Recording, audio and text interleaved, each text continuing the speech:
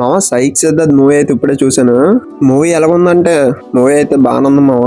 రివ్యూలోకి వెళ్ళే ముందు మన ఛానల్ ఇంకెవరైనా సబ్స్క్రైబ్ చేసుకోకపోతే ఇప్పుడే సబ్స్క్రైబ్ చేసుకోండి మామ. ఇక మూవీ రివ్యూలోకి వెళ్ళిపోదాం. బేసిక్ గా మూవీ ప్లాట్ ఏంటంటే అమ్మాయిని లవ్ చేస్తే సంకనాకపోతాం కదా, సేమ్ ఇంచుమించు అలాంటిదే ఈ మూవీ స్టోరీ కూడా.